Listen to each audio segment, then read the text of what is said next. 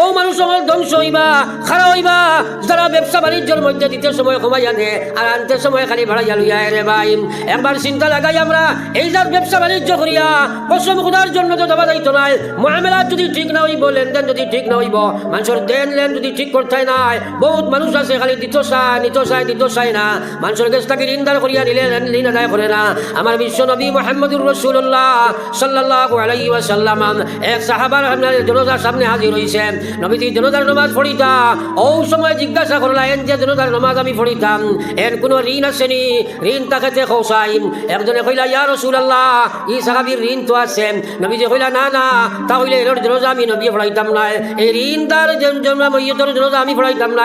তোমার তার জান ইচ্ছা হয় তুমি জান পড়িলাম, আমি না এন জনাজা পড়াইতাম, আমি নবী পড়াইতাম না। তোরা চিন্তা করো চাই যে নবী জিয়া কইরা এই বেটা ঋণ লইয়া মারা গেছ, এর জনাজা আমি নবী পড়াইতাম না। লগে লগে এক সাহাবী দিয়া কইলা ইয়া রাসূলুল্লাহ আমার ভাই পক্ষ থাকি আমি তার ঋণ যত আছে গুছি লইলাম, আমি মারিয়া দিলাম। ইয়া রাসূলুল্লাহ আপনি জনাজার নামাজ পড়াইলা কোয়া, কারণ আপনি নবী যে মইয়তের সামনে হইয়া জনাজার নামাজ পড়াইবা, নিশ্চয়ই জনাজা আপনার জনাজার নামাজ পড়ার কারণে এই বেটা জান্নাতি হইবা।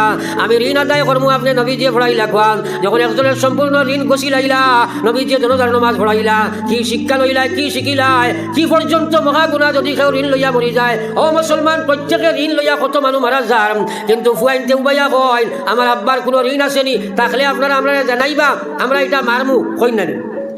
এক সপ্তাহ আবার বাদে গিয়া শিখাইও হে গছি তো নাই মার, ঠিক আছে নি মাতই না কেন, এখন তো এটা মতলবর হওয়া হয়ে লাইছে। কিন্তু এক সপ্তাহ বাদে আমার কাছে ধরা পড়ছে, আমার গ্রামে বেটা মরা গেছে, ওটাল সম্পত্তির মালিক। হুয়াইনতে উবাইয়া কইছেন আপনারা যারা ঋণদার আসো বাদে আইয়া আরিয়া কইও আমার বাবার ঋণ সারা আমরা মারমু, এটা খান্দি খান্দি কইছে। এক সপ্তাহ বাদে যোগাযোগ করিও আইসে একজন ঋণদার, কইতা তোর আমার বাপে হজত হইবার আগে দিয়া গেছেন কি বেটা বিচার লইয়া আমার কাছে আইলো। আমার কাছে আইলো কইল হুজুর ওলা ওলা ব্যাপার, এখন আমি করবার কিতা আছে, তারা দেখাইয়া আনলাম, আনিয়া জিজ্ঞাইয়া মাতিলাম, কই জি না এটা আমরা জানা আছে, ইটা এটা হে কর, ইটা আমার বাপে ইটা হজত হইবার আগে ইটা কত আগে দিলেছেন একবার কত নাউজুবিল্লাহ। ও মুসলমান, ইনো শেষ নাই, ইয়াদ রাখিও আল্লাহ রসুলে ফরমাইলা এখানা ঋণ থইয়া মরি গেছো গিয়া কিয়ামতের ময়দানে তুমি ছুটা সম্ভব হইতো না এক টাকা ঋণের কারণে। রে ভাই, তোমার নাকি যদি থাকে না যার ঋণ লইয়া মরছো, ও বেটায় দেয়া আজির বাদে আল্লাহর কাছে কইবা, আল্লাহর কাছে কইব আল্লাহ আমার ঋণ তো মারিয়া আইছে না, আজ আমার ঋণ আদায় করবার লাগে আপনার কাছে বিচার।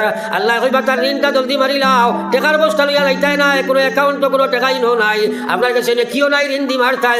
ও সময় আল্লাহ ফরিস্তাগুলো কইবা এই আপনার যার ঋণ দিত আছিল তার গুণাখানায় নিয়ে বেটার ভিড় চালো ফেলাও, আর ওগুলো গুণা লইয়া এই বেটা জাহান্নামে যাও, আর এই বেটা তার ঋণ পাওয়ার কারণে যে আপনার গুণামুক্ত হইল এর জন্য তোর দিকে চলিয়া যাও। সুবহানাল্লাহ।